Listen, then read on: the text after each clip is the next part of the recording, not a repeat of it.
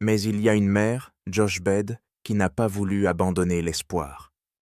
Elle a mis son bébé dans un panier et l'a laissé partir sur le Nil, priant qu'un miracle se produise. La fille du Pharaon a trouvé le panier et a été émue de compassion. Quel bébé magnifique! Elle a décidé de l'élever comme son propre fils. Maintenant, tu fais partie de ma famille, et je vais t'appeler Moïse. Donc Moïse, un enfant hébreu, a grandi comme un prince égyptien. Des années plus tard, il découvre qui il est vraiment et voit son peuple souffrir. En voyant un Égyptien frapper un Israélite, il est pris d'une colère profonde. Pris d'un élan de rage, il tue l'homme. Pris de peur, Moïse s'enfuit d'Égypte et va se réfugier au pays de Madian.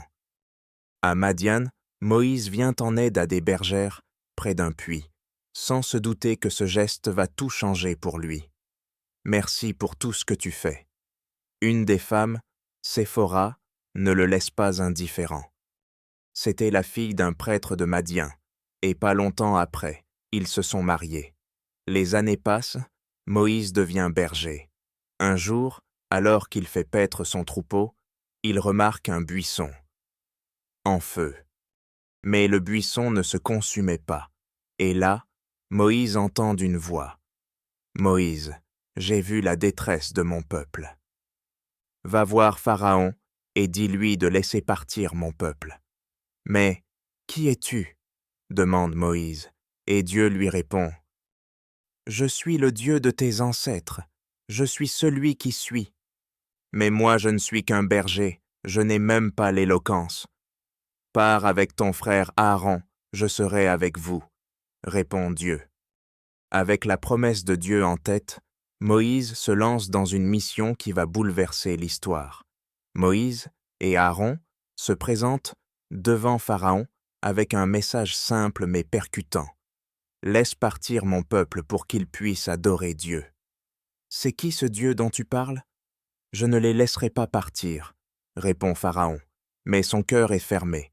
Alors Dieu envoie 10 plaies pour montrer sa puissance, et l'Égypte sombre dans le chaos. D'abord, Dieu transforme le Nil en sang.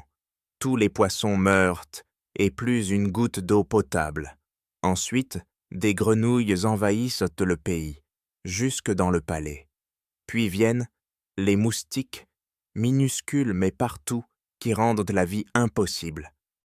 Ensuite, les mouches envahissent l'atelière, les maisons, les palais, la détresse monte encore. Le bétail meurt, l'économie s'effondre, le peuple est peur et désespéré. Des ulcères douloureux apparaissent sur la peau de tous, même le pharaon n'y échappe pas. Des orages de grêle terribles s'abattent, détruisant tout sur leur passage. Les sauterelles terminent ce qui restait debout. L'Égypte est méconnaissable. Puis, pendant 3 jours, une nuit épaisse recouvre le pays. Personne ne voit plus rien. Personne ne bouge. La dernière plaie frappe. Tous les premiers, nés d'Égypte, meurent. Après ça, Pharaon doit reconnaître la puissance de Dieu.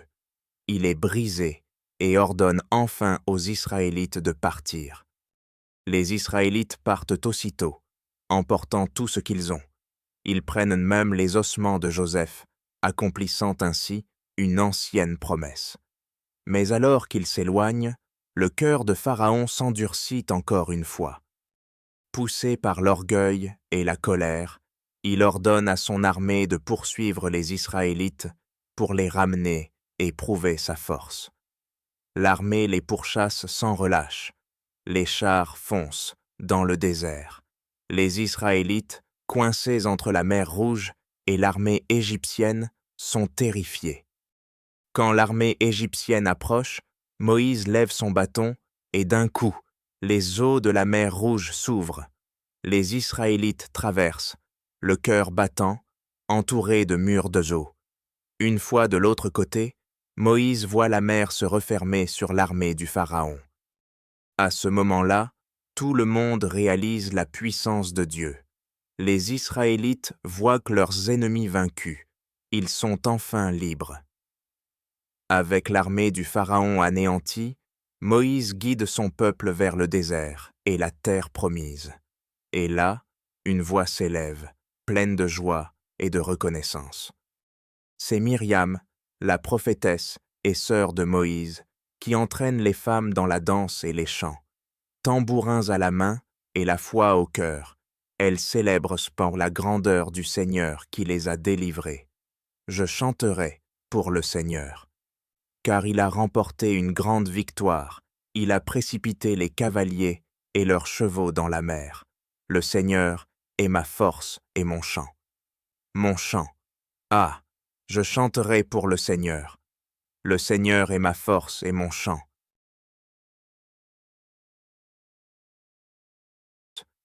Je chanterai pour le Seigneur, car il a remporté une grande victoire. Il a précipité les cavaliers et leurs chevaux dans la mer. Le Seigneur est ma force et mon chant. Le Seigneur est ma force et mon chant. Le Seigneur est ma force et la terre sèche.